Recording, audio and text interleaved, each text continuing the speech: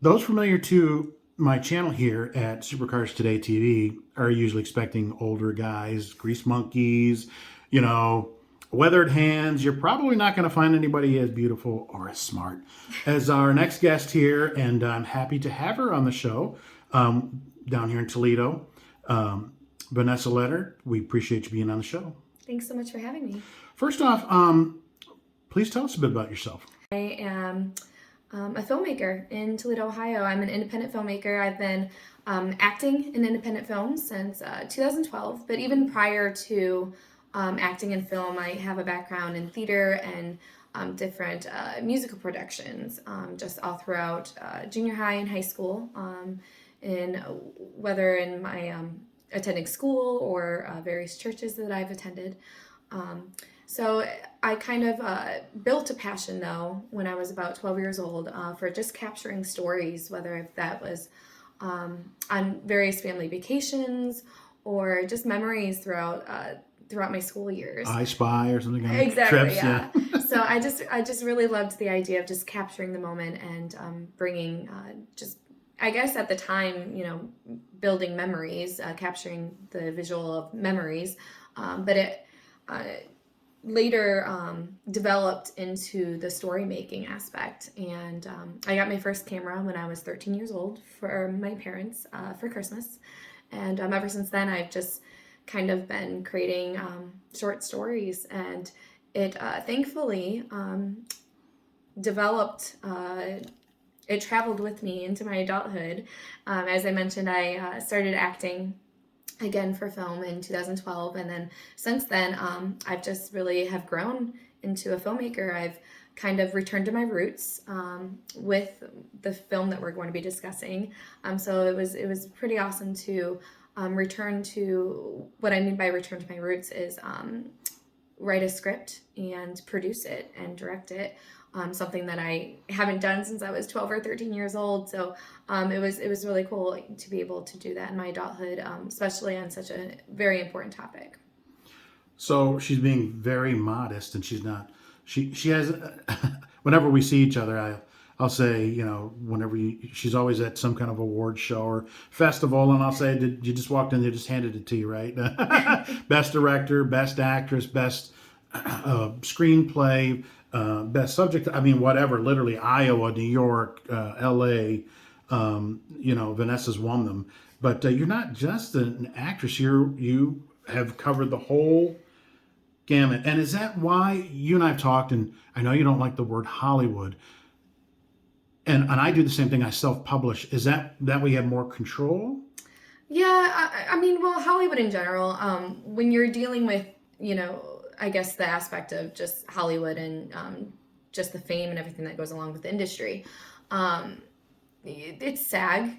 For one thing, SAG is a Screen Actors Guild, and that's being a part of the union. And that's a completely different ballpark to being an independent filmmaker. So independent filmmakers, even if you start your own, company per se, which I don't necessarily have, I'm kind of in the works with my husband, who's also in media. We're kind of kicking around ideas of creating one together. But even then, being independently owned, independently separated, it is different than, joining Hollywood per se and joining the SAG.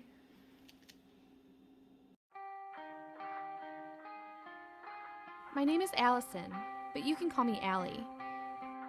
When I was 12 years old, I was diagnosed with a mood disorder. The support from my best friend Melissa and my mom keep me going. I was on medication, but my doctor recently stopped them. So I think I'm better. I have to be better. Well, because of him. Come on, you know you want to. I guarantee it'll be the best summer you ever had. I'm in. Yes! You see, I sort of kind of met someone. I knew it. He seems really great, Al. Yeah. But I sense some hesitation. I just feel like it's not gonna last. When Jake gets to know the real me, he's gonna leave. Being positive isn't that hard. Before Jake, I played it safe, with my journal always in my hand. But now I'm questioning everything and experiencing everything that I can.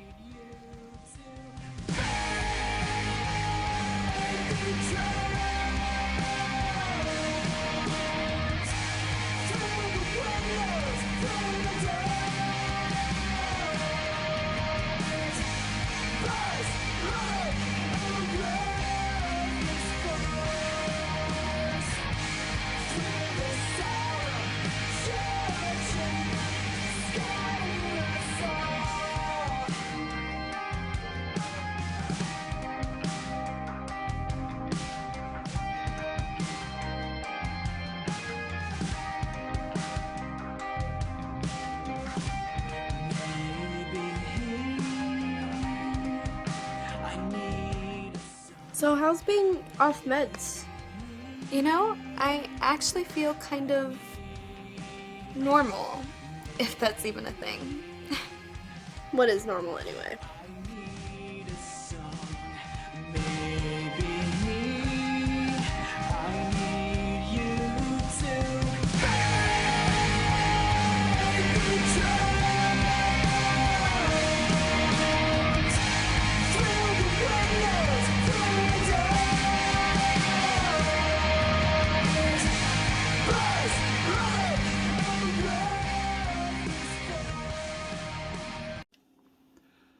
So the real reason we're here is to talk about, and I call it a masterpiece, and I would assume now you're blushing a little bit, but I really do think it's a masterpiece. Even though I love the movie, but I hate the ending. I get that a lot. But and folks, we're not going to give away too much here, so it's not necessarily a spoiler alert this time. We are going to have a bit of it in a few more minutes, so we'll tell you when. But anyway, if you could tell us a bit about A Story Worth Living, what it's about, how it came to be, and where'd you get the title from?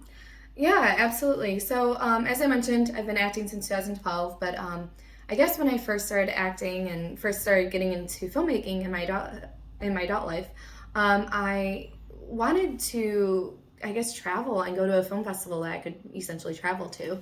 And I think the unspoken goal was Sundance, but the more that I got to just learn this side of the camera and this side of the filmmaking aspect, I learned that it wasn't really achievable, which is okay. So I just really pursued, and well, prior to A Story Worth Living, thankfully I have been in some really great independent features, some very much coming of age, some with great stories, but unfortunately after just a local premiere, the movies were kind of shelved. And after that, it's like, man, if you put so much time and so much effort into, and then with talent as well, I really saw that there was more to filmmaking rather than just, showing to your friends and family in your community.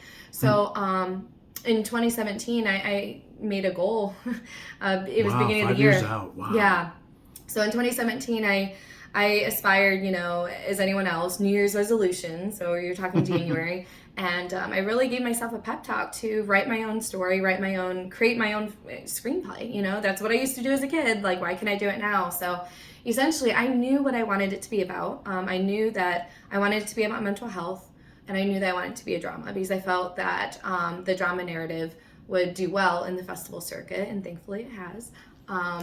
But I knew what I wanted it to be, but I didn't know where to go from there. So essentially, I kind of kicked around, kind of pondered the thought for a good month until, as wild as this may sound, but I saw, I have cases of insomnia at times, And one night in the middle of the night, I saw the movie from start to finish. I knew the very first scene, I knew the last scene, and from there I just had to fill in the blank. And within a week, I had a script. It wasn't the final script of, but because I tweaked it, for a good 8 always months. fine-tuning, Yeah, sure. exactly. But overall, I mean, it was 80% done from what the end product was. So it was pretty phenomenal. But I will say this as far as the title, because you mentioned how I came up with the title. It was actually different. I think I was kicking around because as you've seen the movie, and the main character, she really focuses on story writing and journaling and documenting her life. And Wonder where you got that aspect I know. There's subtle hints. But yeah, I wanted to play up the words of, from journaling. So I think originally it was like words worth living, or a story, I don't know, a story worth telling. It was something along those lines. So finally I'm like, a story worth living, because obviously mental health aspects, living with mental health, I really thought that tied together. And then I forget, I think it was, I don't know exactly how I came up with it, but the theme also with the movie, with selling merch and different things, I really wanted to personalize it. I really wanted people to, really relate to the story, in some way. So I really made merch, my story is worth living. So I thought that was just a great way to kind of parallel the two.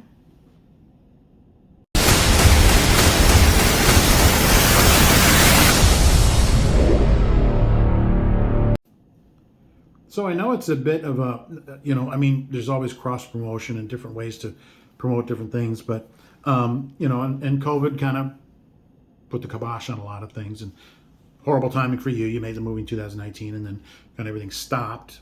But then once you got promoting again, you started looking at different avenues. And what was your thinking behind, I don't know what you call them, celebrities, sports teams or whatever, and what eventually led you to Brad Smith's team in the ARCA series? Honestly, the opportunity presented itself to me. It's really kind of a comical story, but 10 years ago, I worked with a girl named Kaylin Frost, and very significant part in my life, and a very dear friend of mine, and we've tried to stay in touch throughout the years. And she crossed my mind to last fall, and I reached out to her, and I believe she was newly married, and I think the last time I saw her was 2016, 17 at her baby shower. But anyways, I digress. So I reached out to her, asked her how she was doing, and she said, hey, come up, she lives up in Adrian, and she said, come up for dinner, and I would love to have you over some evening. So I'm like, okay, great. So one evening I drove up there and I visited with her, and upon visiting with her, I met her husband, Zach Stoltz, and he heard, it came up that I was a filmmaker, and that, 2 months away from premiering my film locally. And he asked me about advertisement, if I, kind of would consider advertising with, in the sport of race car. And I'm like, I never really considered it, but, let's have this conversation.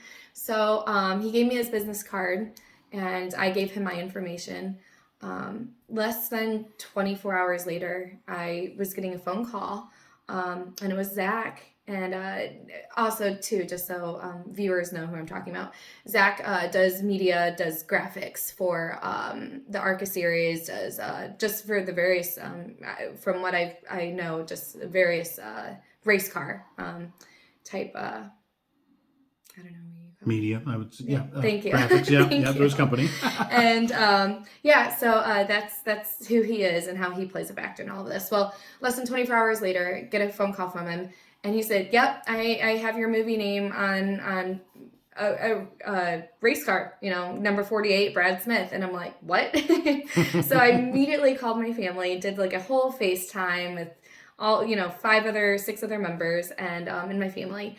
And my dad was just absolutely stoked. Of course, he's Googling, and he's like, I've heard of him. This is great. So when can we go to the races? Exactly. So honestly, it was hilarious how it just, kind of the opportunity presented it to me. And just by reaching out to a friend, that I made 10 years ago. So it's really awesome how God just leads people into your life and just, brings it back full circle. So, And you guys were serious about it too, and that Yeah. you guys went actually all the way out to Kansas. yes. So, the very last race of the season was at the Kansas City Speedway. And we that was a weekend that I ended up not having a film festival. And Perfect timing. and I remember reaching out to my parents and I said, hey, like, are you interested in going to this? And my dad's answer was, we were waiting for you to say it. So it was really cool. Like, it was literally a less than 30-hour trip, but we flew out there and flew back to Detroit less than 30 hours later. And but it was a lot of fun. It was really cool being on that side of the racetrack, being on the inside, just really seeing things from behind the scenes. I got to meet the president, the vice president, marketing, the security director. So it was a really awesome experience. You're welcome. Oh, sorry. Sorry, folks. I honestly- did be at Brad's PR, and Vanessa was my shadow, and we had a lot of fun. Unfortunately, the results mechanically didn't work out, but I mean, it was a great time, and everything's about cross promotion nowadays. And have you seen some kind of feedback from that? I remember, talking to various ones that day. One conversation really stood out. Was with this man, and he mentioned to me just how important mental health is, and how because again, for your viewers, the movie A Story Worth Living is a drama about portraying mental health in a very normalized way. Really to honestly get the conversation started on the topic. And with that being said, just having the opportunity to advertise or promote my movie in front of a new crowd was just amazing. Not to mention, with this conversation with this young man who I spoke about mental health was, he said how important it was, because race car, not all, but obviously it attracts a lot of men, and mental health is just as important, in a man's life as well as a woman. So it was just really cool having that authentic conversation about it and the importance of it. And you kind of answered my next question, because I was going to ask. I mean, obviously, you want everyone to see this movie, of Right, course, absolutely. and not just for the obvious reasons, but for the storyline as well. But why should race fans go see this movie? What? I guess that's the right question to ask. I mean, there's a certain crowd in racing, and yes, we want everybody to see it. It is a very important topic for people to explore mental health. But how do you feel that would help the racing community? Well, I mean, even just racing community or in general, I mean, statistically, 1 in 5 adults have some sort of mental or emotional trauma. And, these people are our friends, our neighbors, our coworkers, our family members. I mean, and they live normal lives. They go to the office, they go to the factory, they go out and get their paper or go grocery shopping. So with that being said, I really just wanted to highlight mental health in a very normalized way that many viewers could find relatable. So because that statistic is so high, Extremely high. I mean, honestly, I don't want to say it's the first, I don't want to toot my own horn or say this is the first time starting the conversation in the world of racing, but I definitely see the need, to definitely talk about it. So that's why I would say, I think it would be great for racing fans to see it. Because we're not racing 24/7. Yeah. You go home, Yeah. like you say, you live a normal life. Mm-hmm. So you're like 1 in 5 is staggering to me. I just can't fathom that. So I have nothing to add to that. You said it perfectly.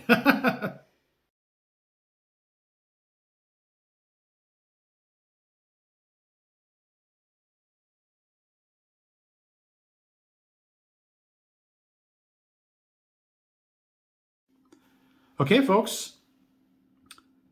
Nobody likes the guy or the girl that gives away the ending. So we're going to give you a spoiler alert.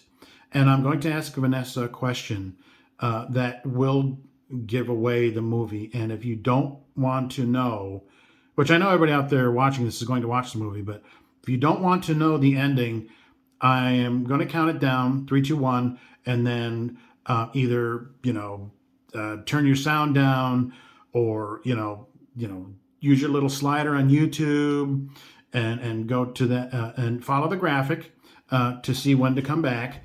It'll be a nice bright color. When the color's off the screen, come back. But anyway, I'm going to count it down. Are you ready to answer this question? You know what I'm going to ask you. Oh, boy. And I know you've been asked this question by a lot of people. So folks, 3, 2, 1, turn your volume down. Safe filmmaking way is the flower ending. The boy and the girl kiss and hold hands and walk off, and happily ever after, and the credits roll. You didn't choose that route. And why is that? Well, first thing I need to say is, you said you've heard this before, or you've been asked this before. To be honest, I've never put the ending in a recorded podcast, so I'm a little nervous to answer. And I didn't say the ending, but I mean, it is extremely emotional. Yes, it's not a Hollywood ending at all. So to me, I thought it was very predictable. But even upon the cast who were a part of the movie, I mean, they read the script, and even they were taken back. They're like, no, I did not see that coming at all. So I think that obviously as a filmmaker, as a story writer, obviously you don't want a predictable ending, but at the same time, when I guess we are our worst critics. So with that being said, I thought it was predictable, but it wasn't. And even though the reaction of the audience who came to the screenings to hear the tears, to see the tears, to have that conversation. But yes, so I'll stop beating around the bush. It's okay. But the ending does end in suicide. Mm-hmm. And I wanted to, I guess, highlight that because unfortunately life is not, you don't always have the happy endings. You don't always have just everything's good, everyone's healed, everyone's better. And even in my own life, I lost someone very dear to me last year. Not to Sorry to hear that. Thank you. Not to suicide, but it was to cancer. And then I made the movie in her honor because I knew that she had stage 4, and I knew that she was physically struggling for so many years. And also, too, side note, if COVID wasn't a thing, she would have been able to be at the premiere screening in November of 2020. So, yeah, that kind of broke me a little bit, but it's okay. Healing from that. But, yes, absolutely. But and then also last year, I lost a friend by overdose, and she was a childhood friend, so that was really hard. And again, overdosing or just the opioid epidemic in a way. I mean, that, there's mental health issues with that, and even those connect together. So with that being said, I definitely wanted to, and granted, I'm talking about events that happened in 2021. I wrote this in 2017. So, but I always knew that I didn't want a happy ending because, again, I just really wanted to portray life as is because as much as this life is worth living and, just like the title, at the same time, it's not always. It's almost an happy. irony too, story with living, but she ends it, before the movie's over. Right. So I really just wanted to A, get the conversation started, and B, I wanted to leave viewers to really focus on how they can improve their life, how they can make the best out of their life and their time here.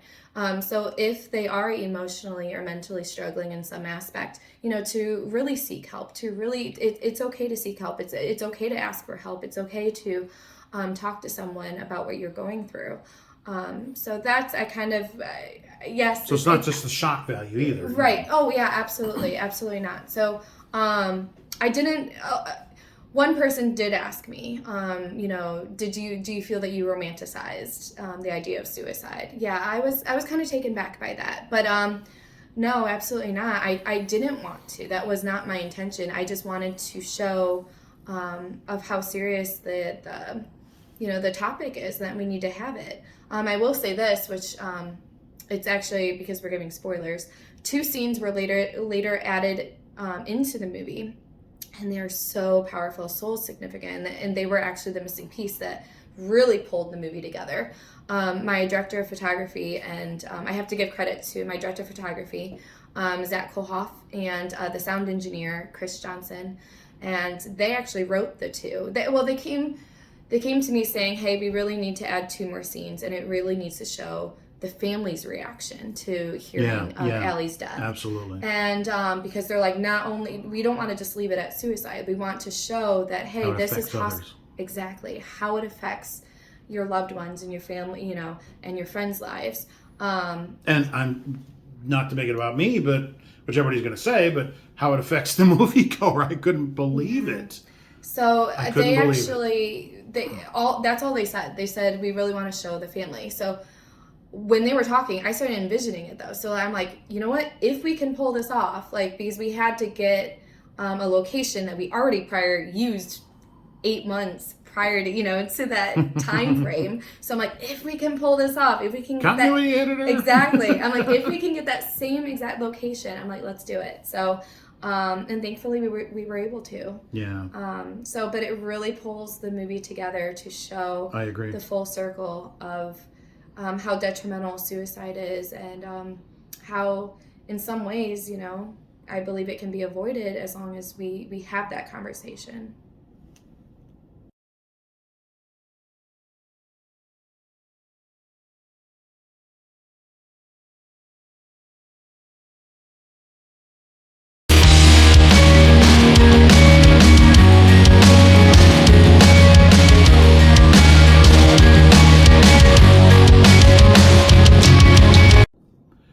So we're kind of at, we've already done the premieres. I mean, you know, I know that you have copies. I know you're looking at different other options.